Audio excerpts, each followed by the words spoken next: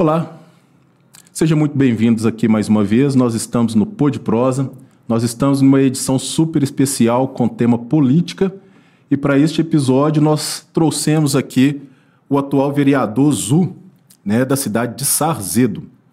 É sempre muito bom lembrar que a nossa intenção aqui quanto Pô de Prosa não é gerar nenhum tipo de polêmica, pelo contrário, a nossa intenção aqui é justamente fazer com que tudo aquilo que foi trabalhado em um período de mandato, que é no caso do Zu, seja tornado público. A nossa intenção aqui é fazer com que sejamos verdadeiramente uma vitrine, Então, aqui não vai ser permitido nenhum tipo de polêmica, nenhum tipo de crítica, Pelo contrário, nós queremos só simplesmente saber o que de fato foi realizado no mandato, aí do vereador Zu. Zu, muito obrigado, por você estar aqui, muito obrigado por ter aceito o convite, É um prazer, assim, imensurável conhecer você um pouco mais de perto, Ali na cidade de Sarzedo a gente já nos trombou várias vezes em alguns lugares, no comércio, igreja, mas até mesmo na Câmara, Mas é um privilégio imensurável ter você aqui conosco no Pô de Prosa. Eu gostaria que você se apresentasse, conta um pouquinho para nós aí quem que de fato é o Zu. Bom, Regis, meu nome é José Luiz, sou mais conhecido como Zu. Eu te agradeço demais o convite de participar do podcast. É um prazer e eu sou um cara muito simples. Estou no meu segundo mandato de vereador. Eu fui candidato a deputado estadual 2 vezes. Sou muito humilde, trabalhei na iniciativa privada durante 15 anos e também já trabalhei como autônomo, trabalhei cerca de 7, 8 anos como pedreiro, como serralheiro. E mantenho as minhas raízes, eu procuro ser muito humilde e simples com as pessoas. Acho que isso que caracteriza o Zu. Agora me fala mais um pouco aí, Zu. A gente pode o tempo todo aqui te chamar de Zu, Prefiro assim. Me conta um pouco mais, em relação, assim, à cidade de Sarzedo. Você nasceu em Sarzedo, foi para Sarzedo. Me conta um pouco mais da sua história, assim. Bom, Regis, eu tenho 33 anos de Sarzedo, sou nascido no norte de Minas, numa cidade chamada Rio Pardo de Minas. Só no bairro Santa Rita eu tenho esses 33 anos. Já fui presidente de associação, já tive vários eventos realizados na comunidade, a gente faz bastante festa. Eu acho que o que mais prevalece em tudo que eu tenho vivido em Sarzedo é a questão da quantidade de amizades que eu tenho. No bairro Santa Rita mesmo, a gente tem uma turma que somos como irmãos mesmo, sabe? Então, acho que isso me motivou muito a participar da política ativamente. Acho que foi isso que me trouxe a participar mais da política. Sim, esse ponto é um ponto muito interessante, Eu sempre gosto de fazer essa pergunta. Você tocou num ponto aí que é muito interessante. O que te motivou, de fato, a entrar para a política, Eu sei que, como você mencionou, são 2 mandatos, que você está participando aí como vereador. Se a gente for fazer uma retrospectiva, se a gente for voltar lá atrás, há 8 anos atrás, 9 anos aí mais ou menos, o que te motivou naquela época, a entrar para este cenário da política?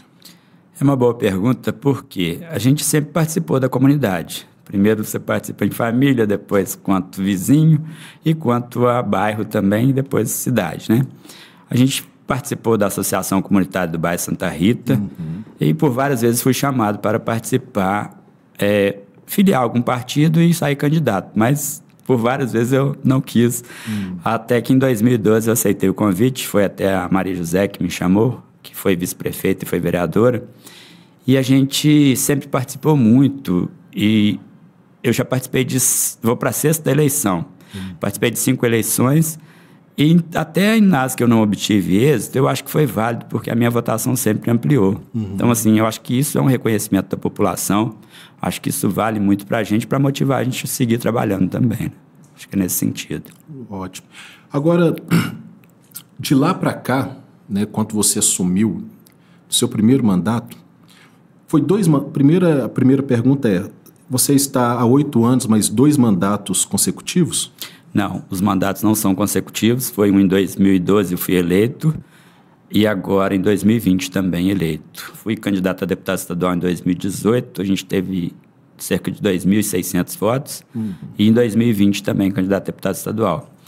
Eu acho que é uma candidatura válida, a gente pleiteia, assim, ter um cargo na Assembleia Legislativa, mas isso é mais difícil para a gente, que é humilde, que é de um partido menor, então isso é bem complexo, mas é algo que a gente ainda tem como projeto ainda. É uma chama que ainda arde. Arde bastante. E sou muito satisfeito por esses 2.600 votos que eu tive. Agora, o que eu queria te perguntar, né, voltando a essa pergunta aqui, é o seguinte: da sua primeira vez que você saiu como candidato a vereador na cidade de Sarzedo, né, como que você pegou a cidade naquela época, assim, né, nesse primeiro mandato, segundo mandato também que você assumiu? Não sei se estou sendo claro, mas como que você pegou a cidade e o que você desenvolveu, né, no sentido de melhorias assim para a cidade? Sarzedo, em 2012, era a 5ª legislatura e ainda estava bem recente ainda a emancipação política, né? Mas já tinha, assim, algo muito vantajoso em relação a quando pertencia a Ibirité. Sarzedo tinha uma dependência muito grande e tudo ficava em Ibirité. Com a emancipação, Sarzedo cresceu muito e cresceu para melhor, cresceu com qualidade. E a gente pôde ajudar. Em 2012, o prefeito ainda era o que é candidato hoje, e a gente pôde ajudar no que foi possível quanto a vereador, porque é um serviço, um cargo meio que limitado, o cargo de vereador. A gente, às vezes, acha que pode mudar uma cidade. Não, a gente tem que ser realista. A questão é que o vereador ele tem uma função, e é uma função que é bastante de responsabilidade, mas as coisas que dependem do executivo nem sempre passam pelo vereador. O executivo que tem autonomia de construir, de fazer obras, de contratar professores, e todas essas questões são do executivo mesmo. Mas o que eu pude fazer quanto a vereador, naquilo que o cargo permite, eu acho que foi vantajoso. Tanto é que a gente teve sempre uma aprovação nas eleições posteriores. A minha votação sempre ampliou. Às vezes não deu legenda, e também questão de candidatura a deputado estadual, a gente sabe que é muito difícil, depende de muito voto. Mas não tenho o mínimo de arrependimento, sempre fui muito bem votado e sempre muito grato a todas as pessoas que votaram em mim, por saber que é uma candidatura de amizade, sem grana, sem muito glamour como outros têm. Então é nesse sentido. Entendi. Agora, você falou sobre a questão assim, das atribuições de um vereador, e para os outros episódios, né, a gente tem outros episódios, inclusive se você que está nos assistindo até aqui, eu te peço que entre ali no canal e acesse também os outros episódios, porque nós temos, tratando deste mesmo assunto, né, sobre a política, conversando com outros vereadores. Eu acredito que é muito interessante também para que a gente tenha uma maior clareza. Com os outros candidatos, né, então eu abordei a mesma pergunta que eu vou fazer para você, só que aí eu estava abordando pessoas que são candidatas a um cargo público. Ok. Agora, para você, quanto vereador, eu acho que a resposta ela é, vamos dizer assim, ela tem uma propriedade um pouco maior, porque você está de fato no cargo, né? Você já foi ali, como que eu posso dizer, já está no cargo, né? Atestado ali. Quais que são as atribuições de um vereador, Zu? Se você fizer uma pesquisa lá no Google, vai aparecer fiscalizar e legislar. Só que quando você está no mandato, é diferente. Aí você quer fazer alguns projetos de lei com relevância. Que eu quero saber. É na prática. E projetos de lei são muito difíceis de você criar e que ele tem uma relevância mesmo para a prática, né? A gente hoje em Sarzedo tem quase 900 leis. Se você criar um projeto de lei hoje e ela for aprovada, vai ser 900, quase 900 já. 2024/900, alguma coisa assim. Então, assim, é importante que a pessoa, quando pleiteia esse cargo, saiba o que vai apresentar como projeto de lei também, porque é meio que limitado também. Você não pode criar um projeto de lei que vai gerar gastos ao executivo. Eu destacaria alguns projetos de lei que eu aprovei, que eu acho que tem uma certa relevância. Um deles é de uma coisa muito simples, que é a questão de de atestados médicos, de receitas médicas, receituários médicos serem expedidos com a letra legível, porque eu tenho minha mãe em casa que depende de medicamentos, quando ela ia ler a receita médica dela, ela não conseguia entender o medicamento. Aí nesse projeto de lei a gente tornou obrigatório a escrita ser legível ou escrita a máquina, computador, né? Impresso, né? Eu acho que isso tem uma relevância, eu acho que alguns já fazem isso, outros ainda não, mas existe a multa para o médico que não faz. A gente aprovou o projeto de lei também que eu acho que dá um pouco de autonomia para as empresas privadas assumirem praças públicas, assumirem banheiros públicos, sem que o executivo tenha gasto com isso. A empresa tem o direito à publicidade, desde que participe de uma licitação. Existem outros projetos também, a gente aprovou, que eu acho que também tem uma certa relevância, que é um banco de empregos para as mulheres vítimas de violência doméstica. É algo que já existe no Estado, mas no município foi eu que trouxe. Então, assim, outro projeto que eu destacaria também seria a questão do executivo ser obrigado à identificação da frota de veículos, porque a gente viu os carros da prefeitura rodando sem identificação. É muito importante que eles tenham identificação. Qualquer empresa que você vá hoje, a frota deles tem uma identificação da empresa, até para saber o que o carro da prefeitura estava fazendo. Então, assim, tem outros projetos também, mas eu destacaria com maior relevância esses 3. Fora que os projetos que o Executivo enviou para a Câmara, que a gente via que eram bons, a gente podia melhorar em alguns sentidos, a gente sempre melhorou. Eu tive como secretário da Câmara, estou agora como vice-presidente da Câmara, e faço até um destaque na questão do que a gente provocou o Executivo a criar um piso municipal para os servidores que ganham menos, que esse piso fosse maior do que o salário mínimo nacional. Isso foi uma conquista que a gente teve. Não foi apresentado pelo vereador Zul, mas foi apresentado pelo Executivo e a gente conseguiu melhorar também o percentual. Hoje é em torno de 1.640, o salário mínimo é 1.412. Então, assim, acho que foi vantajoso, acho que ajudou quem ganha menos, sabe? Então, assim, eu fico muito feliz com algumas conquistas que a gente teve, mesmo às vezes não sendo projetos meus, mas sendo do próprio Executivo ou de outros amigos também parlamentares. Eu acho que é vantajoso a gente melhorar esses projetos. Ótimo. Assim, eu tenho, dentro dos projetos de leis, eu tenho 2 perguntas. Perdão. A primeira é o seguinte. Voltando lá no primeiro que você mencionou, nos hospitais, né, sobre a questão da caligrafia, tal, dos receituários. Mas hoje a prefeitura, ela, não sei se seria um papel da prefeitura também, mas junto com esse projeto de lei, tem também a aquisição de computadores para que eles... Esta é uma das justificativas que alguns médicos às vezes usam, que eles têm o computador, mas não têm impressora. Mas isso não impede que eles escrevam também legível. Não é assim desfazendo da caligrafia médica, mas tem receitas que a gente pega que é difícil de identificar que tipo de medicamento, tipo de dosagem. Então, acho que foi importantíssimo.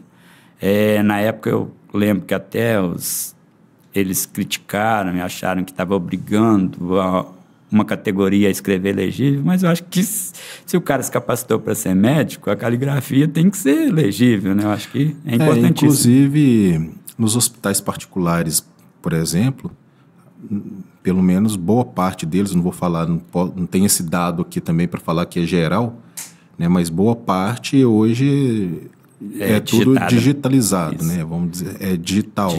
Isso. Então você tem ali no consultório, você tem um computador, você tem uma impressora e tal.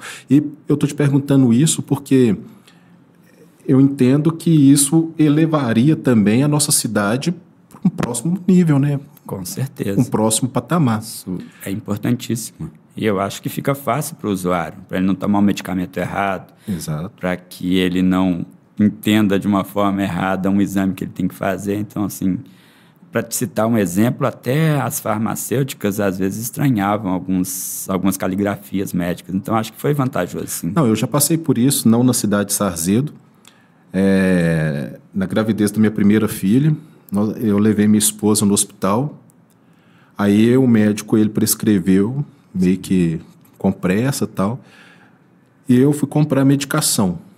Cheguei na farmácia, o farmacêutico lá que atendeu falou assim, não, mas espera aí, é para quem que é essa medicação? Eu falei, para ela. Não, mas ela está grávida, ela não pode tomar essa medicação. Que risco, né? Aí eu falei, não, mas por quê? Não, porque essa medicação aqui... Aí ele, na época, ele falou que era para convulsão, tal, não sei o quê, não sei o quê. Ele perguntou, ela tem isso? Não. Então, ela não pode tomar essa medicação. É um risco à saúde do paciente. É extremamente grave isso, né? Porque... E eu estou ainda entrando um pouco mais neste assunto, porque a gente sabe que boa parte das pessoas que, às vezes, se recorre ali a um serviço público... tem vamos dizer assim, uma fatia muito grande de pessoas um pouco mais idosas. Isso mesmo. Mais dificultoso para elas. Mais dificultoso, né? Aquela pessoa que talvez não vai ser até mesmo bem atendida na farmácia quando for comprar. E o farmacêutico simplesmente, não, você está aqui a receita, toma. E às vezes era de 8 em 8 horas, mas ela não entendeu de quanto tempo. O Regis, o que mais me chamou a atenção para entrar com esse projeto de lei foi ter chegado em casa com a receita médica da minha mãe e ela questionar, não saber ler o que estava escrito na receita. Aí eu fui pensar, vou pesquisar algo na internet, se existe projeto de lei em relação a isso, em outros municípios. Consegui achar, e a gente entrou com o projeto de lei em Sarzedo e foi aprovado. E boa parte já está sendo expedida de forma legível já. Então, eu acho que já é um ganho. Né? Não, com certeza. Agora, eu ainda quero estressar um pouco mais este assunto, porque eu acho que este assunto é de extrema relevância para a sociedade. Por exemplo, eu sei que o papel do vereador também é de fiscalizar. Sim. E, a respeito desta lei, tem fiscalização para isso? A verdade é que ficou a cargo da Secretaria de Saúde, né? A fiscalização, porque depende da Secretaria de Saúde. E na maioria dos postos de saúde, essas receitas já estão sendo expedidas de forma legível ou impressas mesmo. Então, assim, já foi um ganho. Se tem aí em 100%, eu acho que 80% já tem isso impresso legível. Agora, por exemplo, se eu for lá, eu precisei fazer uma consulta no posto amanhã. Sim. Recebi uma receita, um laudo, recebi um documento expedido ali pelo funcionário ali, pelo médico e tal. Não consegui entender aonde que eu recorro. Você pode procurar a Secretaria de Saúde do município, alegar que já existe uma lei obrigando ao médico a escrever legível. E isso aí pode acarretar até multa para esse próprio profissional médico. Acho que isso é vantajoso. Acho que a gente tem que estar cobrando para que sirva de exemplo para que ele, das próximas, já expeda o receituário médico com letra legível. Não, e eu fico assim, feliz por você estar tocando este assunto, por isso que eu estou estressando ele. Você não sabia, né? Eu não sabia. E eu tenho certeza que, igual a mim, tem aí uma leva de pessoas que também não sabia disso. Interessante. Né? Então, ou seja, eu acho que esse assunto a gente tem que falar um pouco mais, tem que falar, falar deste assunto, e não somente desse, mas como existe essa lei, eu acredito que existam muitas outras leis também no município que talvez as pessoas não tenham conhecimento. Né? Isso mesmo. Agora, a segunda pergunta que eu queria fazer é o seguinte: como que funciona o mecanismo para aprovação de uma lei? Por exemplo, vamos pegar um exemplo aqui. Caso eu me candidate, eu vou ser eleito, beleza, assumir o meu cargo ali como vereador, beleza, aí eu estou cheio de ideias, agora eu vou mudar a cidade de Sarzedo, vou fazer, vou acontecer, eu vou pesquisar, vou estudar, vou fazer, sei lá, tá, beleza, escrevi um projeto. Conta para mim, assim, desde o início, como que funciona esse mecanismo? É o seguinte, projetos de lei apresentados pelo vereador, ele tem um certo rito. O vereador vai pesquisar sobre o assunto, vai entrar com esse projeto na administração da Câmara Municipal e a administração da sequência. Ele vai ser lido numa sessão plenária e depois ele passa pela CCJ e demais comissões que são permanentes na Câmara. O que é a CCJ? A CCJ é a Comissão de Constituição e Justiça. Hoje eu sou o relator da comissão. O presidente é o pastor Edmilson, eu já fui presidente também dela.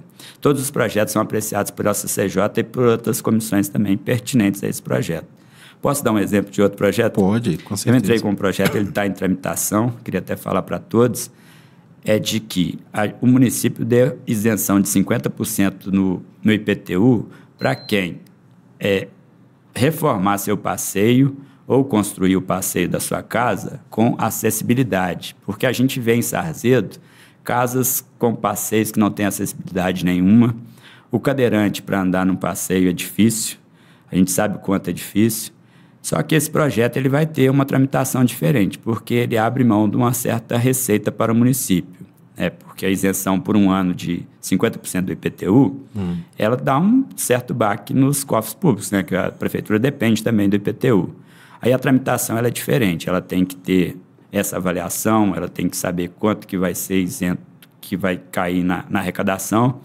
Então, assim, eu acho que é um projeto extremamente relevante, mas que vai depender dessa aprovação também pelo Executivo. O Executivo vai avaliar se consegue ou não dar essa isenção. Mas imagina se a gente tivesse todos os passeios do nosso município acessível, que um cadeirante possa andar com tranquilidade, que o idoso possa andar com tranquilidade. A gente sabe que Sarzedo tem ruas que tem uma elevação que é difícil isso aqui que eu ia te perguntar. Mas, na maioria dos casos, é possível. Então, acho que é vantajoso a gente aprovar esse projeto. Eu acho que isso torna, sim, as pessoas que vão construir um passeio já vão pensar duas vezes. E também quem tem de reformar um passeio também pode querer que ele seja acessível, tenha acessibilidade e que ele também consiga 50% de isenção do IPTU. Porque o que eu ia te perguntar era justamente sobre isso, né? Porque o projeto, no papel, ele é lindo, né? Sim. É maravilhoso, vamos dizer assim, é um projeto que visa inclusão, acessibilidade. Só que como que isso pode ser viável, né? Por exemplo, igual na cidade de Sarzedo, eu moro no bairro Brasília. Vamos dizer assim que no bairro Brasília ali, eu vou dizer 90%. que 90% é morro. E 90% não tem acessibilidade no passeio. E não tem. Sim. E assim, a gente tem uma característica que, por exemplo, às vezes a casa tem um desnível, né? Tem um desnível. Como que isso seria? É possível. Existem formas de se construir um passeio que você consegue contornar essas diferenças de nível. Mas se a gente conseguir implantar isso já nos que vão ser construídos a partir de agora, a gente dá um amenizado no problema. Os que pretendem reformar seus passeios já vão reformar com esse pensamento também, de que tem acessibilidade e de que ele vai também ter os 50% de desconto no IPTU. Porque aí eu fico, por exemplo, eu não conheço muito da engenharia civil, mas para você fazer uma acessibilidade, existe uma norma da ABNT. Sim. Que, por exemplo, eu estou chutando, não sei qual que é a elevação do grau. Por exemplo, para você fazer uma escada, ela não pode ser maior do que a inclinação de 35 graus. Aí a preocupação é o seguinte, tá, beleza. Porque às vezes as pessoas podem pensar, não, mas eu quero ganhar 50% de desconto no meu IPTU, eu vou fazer aqui uma rampa de acesso, só que essa rampa de acesso, ela precisa seguir uma norma? Sim. Ela vai ter uma fiscalização para essa rampa? No projeto de lei, ele trata num dos artigos que a acessibilidade tem que ser como determina a norma da ABNT, que você citou, e que a Secretaria de Obras tem que fazer o registro fotográfico para dar essa isenção. Então, assim, tem tudo para dar certo. Se vai dar certo, a gente não sabe, porque existem, como eu te falei, quase 900 leis, ou mais de 900, algo assim. E muitas não são colocadas em prática. Mas eu acho que seria algo viável de se colocar em prática. Por quê? Todo mundo reclama da questão dos passeios. A gente vê exemplos lá que são terríveis, né? O pessoal utilizando passeio para construção. Então, assim, acho que se a gente começar de agora, acho que a gente consegue limitar um pouco as posteriores construções de passeios sem acessibilidade. Eu acho que agora a gente tem que preocupar com isso, porque é um assunto que está à tona e a gente quer ver o cadeirante, quer ver o idoso andando com segurança. Com certeza, com certeza. Acho que é muito interessante. Agora, me parece, aí que eu vou soltar a pérola aqui, você, né, mas me parece que eu acho que esse ano você ia sair como candidato a prefeito. Sim. E aí agora não mais. Me conta um pouco dessa história. Na verdade, é uma pergunta que eu acho que é viável a gente estar tratando isso aqui. Tinha pretensão, sim, de sair candidato a prefeito. Não estou desistindo desse projeto, eu estou adiando ele. Eu acho que tudo tem o tempo certo e a gente tem que pensar um pouco, porque quem acompanha o meio político sabe o quanto as candidaturas hoje são astronômicas, tem verbas aí, cifras astronômicas aí, e a gente não tem isso. A gente tem muitas amizades, a gente tem pessoas que confiam na gente, mas quando você vê candidaturas que têm aí suporte alto, fica difícil a gente concorrer. Então, acho que a gente tem que pensar um pouco, dar um passo atrás para depois dar 2 passos à frente, e eu acho que esse foi o momento de repensar isso. Peço desculpas para alguém que talvez tenha pensado que eu iludi a pessoa, coisa assim, mas é nesse sentido. Eu acho que a gente tem que dar um passo atrás agora, acho que ainda está em tempo, e a gente projetar isso para o futuro. Esse plano fica um pouco mais para o futuro, se Deus assim permitir, claro. Em relação ao cargo de deputado, você saiu, foi estadual, né? Você tem pretensões futuras para pleitear novamente? Isso tudo vai ficar nos planos de Deus. Deus é que vai saber o que é melhor para a gente, né? Eu fiquei muito satisfeito, eu fui candidato em 2018 a deputado estadual pela primeira vez, e a gente teve voto em 85 municípios, assim, 2, 3 votos, somando tudo, deu 2.648. Mas em 85 municípios com uma campanha muito simples, sem ter grana, uma campanha que, se você olhar proporcionalmente, foi uma das menores com gastos em todo o estado. Em 2020, quando a gente teve um pouco de ajuda do partido, a gente conseguiu arrecadar, acho que em torno de 50 mil, concorrendo com campanhas que gastavam 1.200.000. Como é que você concorre? É difícil, é desproporcional às candidaturas. A gente tem que repensar isso tudo, saber se é viável ou não. Se você olhar o valor que foi gasto em termos de voto, que a gente gastou com a campanha, é um dos menores de todo o estado. Você comparando com campanhas aí com 1.200.000, com isso declarado, né? Imagina quanto que não é declarado. Então, assim, é um trabalho assim árduo para você sair candidato a deputado estadual, para se eleger. Tem que trabalhar muito, tem que ter muita amizade, tem que ter estrutura. Não é tão simples como a gente pensa, mas satisfeitíssimo com todas as 2 eleições para deputado estadual que eu participei. Sou muito grato a cada voto que eu tive e, se Deus quiser, que eu possa honrar cada voto desse. Ótimo. Agora eu queria voltar um pouquinho sobre aquela pergunta que eu te fiz, quais que são os trâmites, né, para realmente levar um projeto de lei.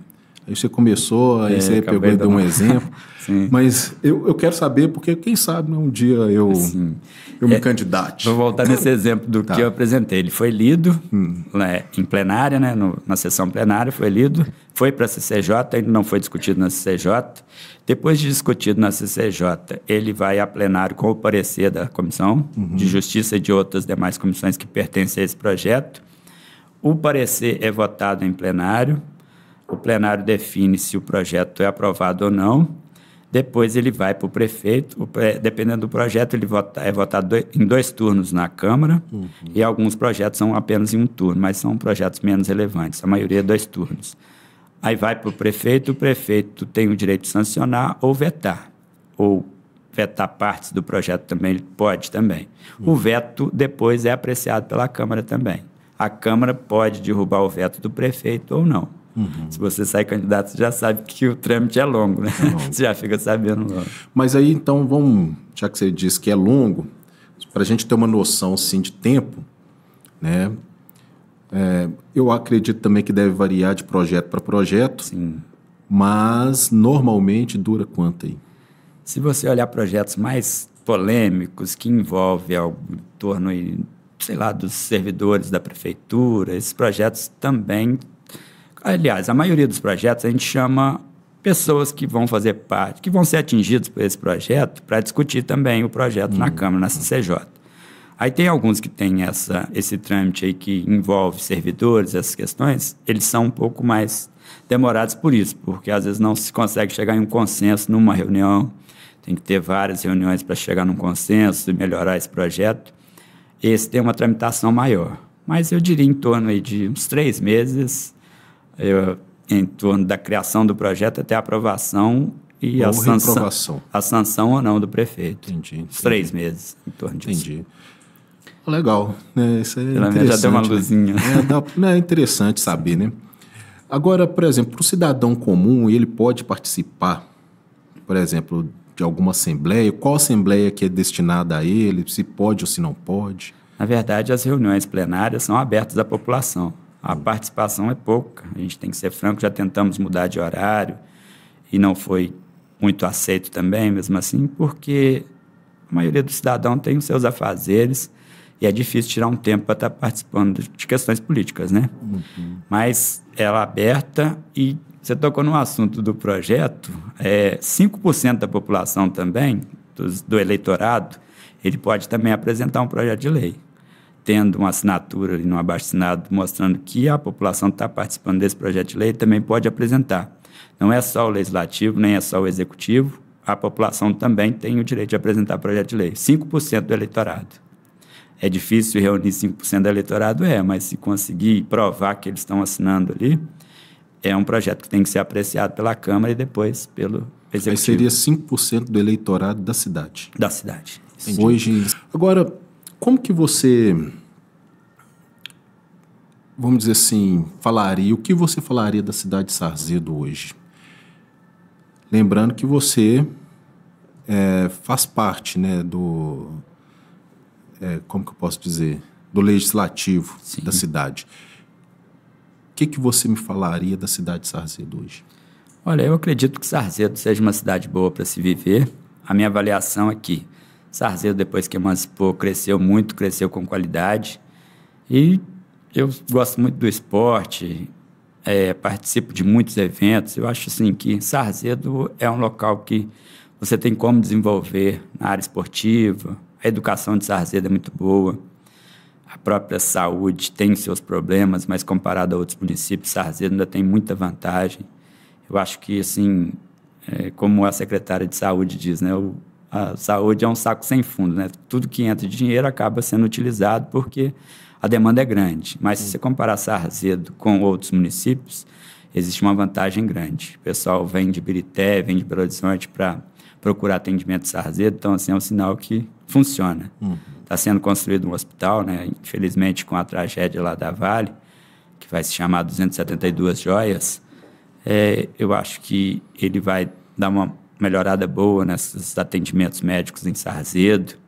Então, assim, eu acho que Sarzedo é uma cidade boa para se viver, é uma cidade que a maioria da região metropolitana procura para sair de umas cidades mais turbulentas. Então, assim, tem tudo para continuar crescendo e crescendo bem. Essa duplicação da MG é vantajosa para todos na questão de mobilidade. Várias escolas, né, em bom estado de conservação, que dá uma educação de qualidade para as nossas crianças. Até mesmo nas escolas estaduais de Sarzedo ainda existe um diferencial. Eu destaco a Nilza Gomes Bergman, que é um exemplo de escola estadual, parece mais até escola particular.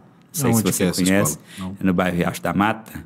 Se você tiver a oportunidade de conhecer, vá, que você vai ficar surpreso o quanto a escola é bem cuidada, não tem uma pichação, os meninos fazem projetos. Então, assim, acho que é um exemplo para o estado de Minas Gerais, a escola Nilza Gomes Bergman.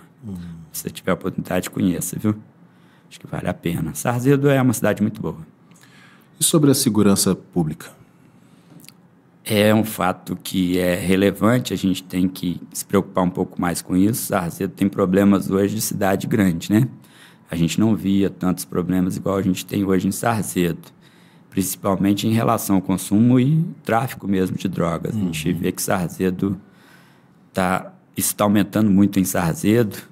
A gente vê que a própria Polícia Militar tem um trabalho que merece todos os louvores, é muito vantajoso a gente saber que tem ela cuidando de Sarzedo, mas precisa sim mais investimento. Está sendo construído o pelotão de Sarzedo na antiga escola Fazenda Santa Rosa, no bairro Santa Rosa, Jardim Santa Rosa, né, porque tem 2 Santa Rosa em Sarzedo, e eu acho que vai dar uma melhorada também nas condições para os próprios policiais ficarem. O pelotão vai ser próximo ali ao Parque Ambiental. Sim.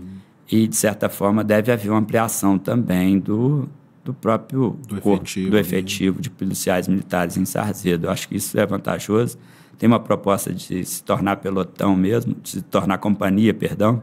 Hoje é pelotão. Qual que é a diferença, assim, você sabe? Quando se torna companhia, aumenta-se o número do efetivo, porque ela tem aquela função de segurança numa região, não é só Sarzedo.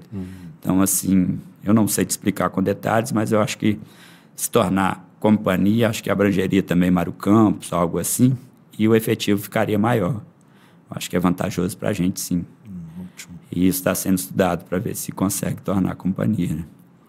Agora, tem um assunto que eu gostaria de abordar com vocês, Hugo, que é o seguinte: eu acho que dentre todos, né, na verdade, todos têm a sua parcela ali de importância, né, saúde. Na verdade, tem mais dois assuntos, né? Eu quero abordar sobre a mobilidade, né, questão ônibus. Eu acho que você, quanto vereador, eu acho que teve algumas lutas aí, Sim. né? A gente sempre tem aquela questão do terminal, tal e tudo. Eu queria falar sobre isso e eu queria falar também sobre empregabilidade, né? Por quê? Primeiro, empregabilidade. A cidade de Sarzedo, como, né, você até mencionou, a cidade de Sarzedo, ela cresceu, né, e está crescendo também, né? Cresceu muito e está crescendo.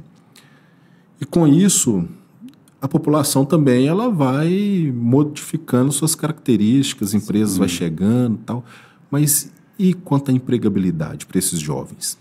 Eu acho que é importante a gente destacar o seguinte. Primeiro eu vou na mobilidade que você falou, né? A gente tratou da questão da duplicação da MG. Quando iniciou-se a obra, antes de iniciar a obra, a gente entrou com... Não foi projeto de lei, foi um requerimento pedindo para que fosse construída à margem da MG uma ciclovia. Eu acho que era viável, eu acho que alguém falou, nunca vi ciclovia no MG. Mas eu acho que era algo que daria mobilidade de Sarzedo a Ibirité e também até Mário Campos. Eu acho que ficaria mais fácil para quem utiliza a bicicleta como transporte. A gente sabe que Sarzedo implantou esse ônibus circular, melhorou um pouco, é gratuito, eu acho que é vantajoso, mas a gente tem que pensar nessa questão de bairros menores, igual Santa Rita, onde eu moro.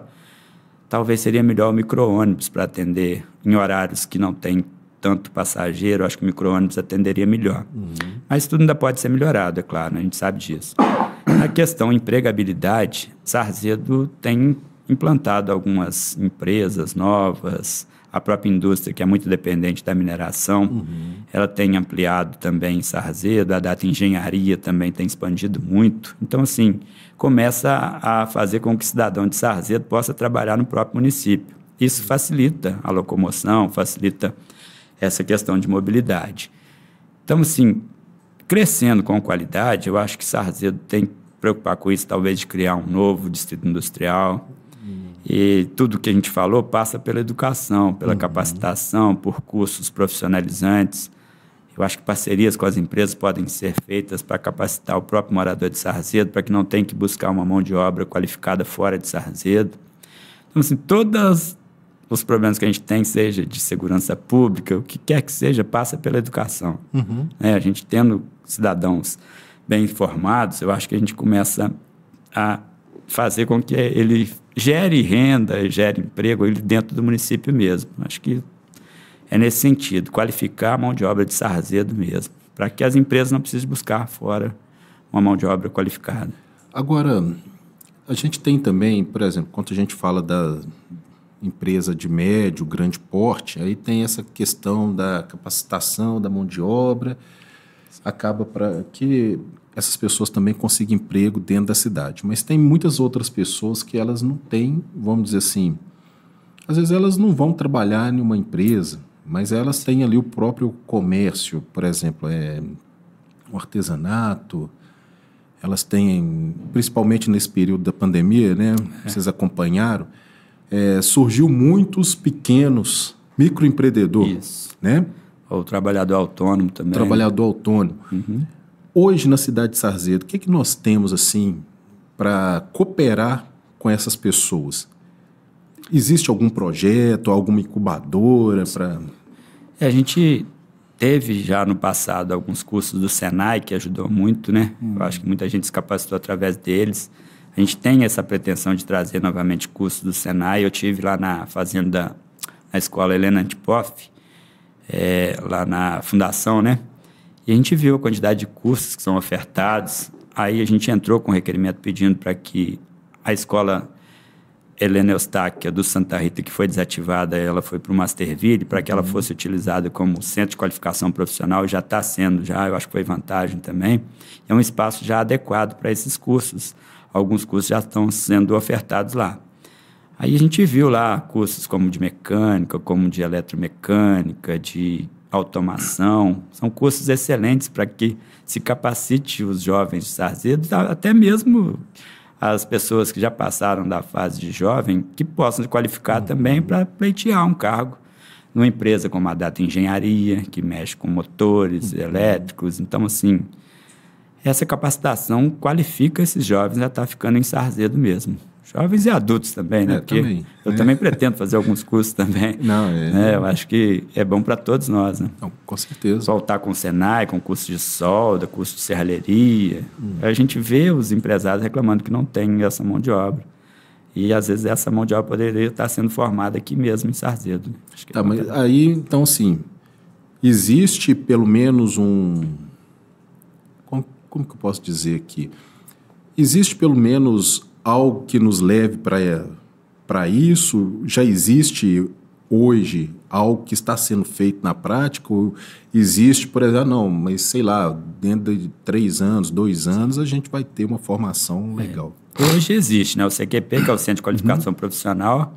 Me parece que o município também entrou com um pedido no governo do estado para que aquele programa Trilhas do Futuro seja implantado em Sarzedo também, que traz alguns cursos que são magníficos também para a formação desses jovens. Sim. Então, assim, o que pudesse expandir nesse sentido é vantajoso, porque a gente vê que serve para a cidade de Sarzedo crescer, não é só o jovem. Quem cresce quando um jovem está trabalhando no município, ele está gerando imposto também, está fazendo o município crescer. Não, com certeza. Acho que é uma economia circular ali que faz tudo movimentar. Né? Com certeza. E aí vai gerar, né, fazer com que o dinheiro gire na própria cidade.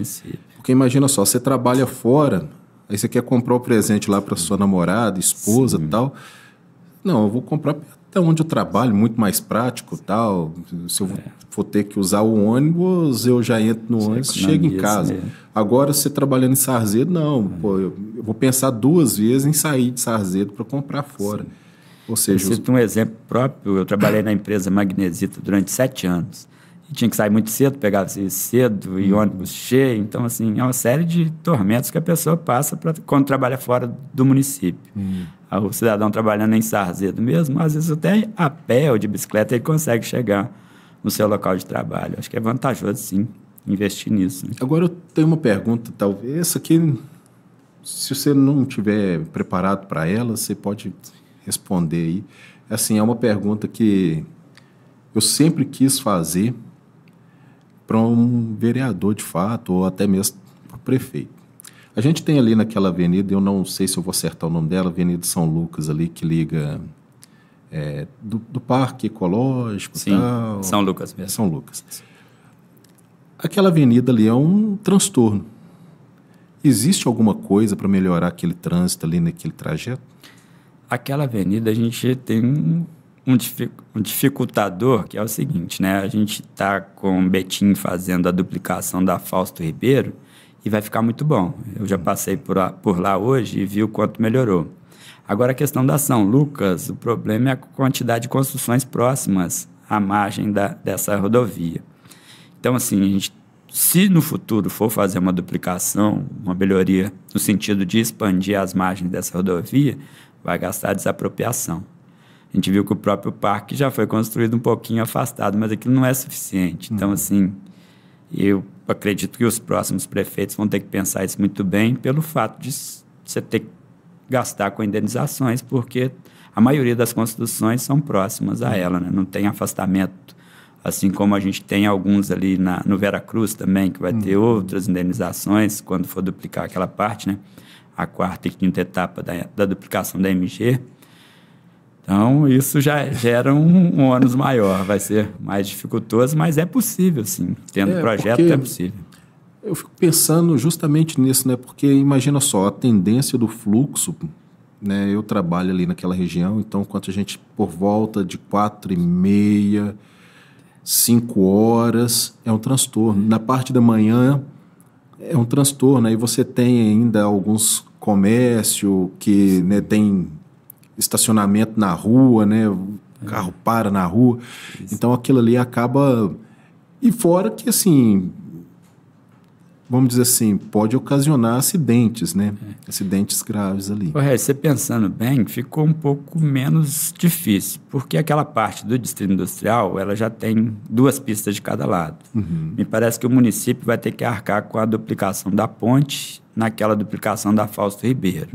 Então, ali, diríamos ali do Campo do Imaculado até lá na divisa com Betim, já é mais fácil. O gargalo seria do Campo do Imaculada até a rotatória, né? Nova, que foi construída. Mas é algo possível de se fazer, sim. Tendo projeto, fazem. Mas para hoje, assim, ainda não tem sido discutido isso. Não, acredito que não. Não, né? Ozu, foi muito bom, né, ter falado com você. Eu queria abrir esse espaço aqui para que você ainda possa falar aquilo que eu não te perguntei, aquilo que ainda não foi dito. Se tem alguma coisa ainda que você gostaria, né, de expressar, fala pra gente. Eu quero repetir a minha frase de que sou muito grato à população de Sarzedo pelos votos confiados a mim. Eu sei que é difícil confiar em político, né? A gente sabe quanto a política está desgastada. Em relação às 5 eleições que eu participei, não tenho nada a reclamar. O meu mandato ele tem reclamações, mas não são reclamações pertinentes à função de um vereador. Às vezes tem algumas pessoas que reclamam, você não conseguiu um caminhão de terra para mim, você deixou que colocasse uma placa de proibido estacionar em frente à minha casa. Então, assim, eu vejo que essas reclamações, elas servem para mim pensar, mas não estão totalmente ligadas à função do vereador. No geral, a gente é elogiado, a gente tem um índice de satisfação razoável, eu acho que de razoável para bom, porque o voto justifica isso. Eu nunca fui um candidato de gastar com campanha, de comprar voto de ninguém. Então, assim, quando eu participo de uma eleição e tenho uma votação expressiva, eu fico muito grato por saber que são votos de pessoas que confiam em mim, de pessoas que sabem o quanto a gente trabalha sério. O meu lema é honestidade e trabalho. Ótimo. E te agradeço demais pela oportunidade, viu, Regis? Não, obrigado, foi um prazer. A gente tem um tempinho ainda. Eu queria ainda falar te perguntar, na verdade, eu quero que você aproveite e fale um pouco sobre isso, porque a política, como você mencionou, ela é muito mal vista, né? Muito mal vista. Agora, na sua visão, ou naquilo que talvez você poderia falar assim para conscientizar o povo a respeito da política, o que você falaria? Poderia ser sua frase final, vamos dizer assim, uma frase final. Eu diria o seguinte, a política é muito mal vista, mas é a única forma de transformar a vida da população com os serviços públicos bem prestados.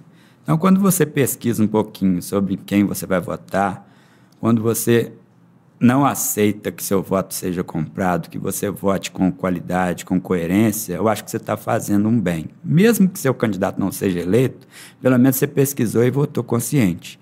Mas eu tenho certeza, se a maioria da população fizer isso, a gente vai ter melhores representantes, melhores políticos, melhores prefeitos, melhores vereadores, melhores deputados estaduais, federais, e até chegar na nossa presidência também, que é um voto mais difícil, mas a gente pesquisa um pouco sobre quem a gente está votando. Eu acho que isso faz com que qualifique mais os cargos que a gente elege. Acho que é nesse sentido. Não, e eu concordo com isso, sabe?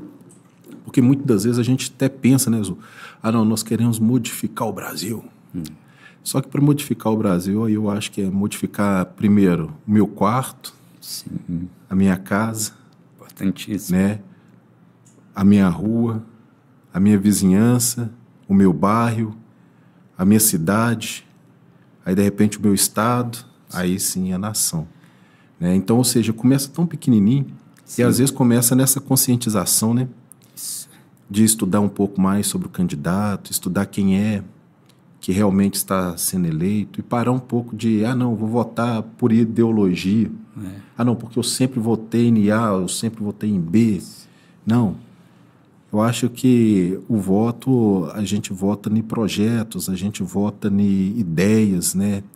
E, acima de tudo, a gente vota em caráter, né, Zu? Isso. Ô, Regis, e outra coisa também, eu acho que o exemplo, né?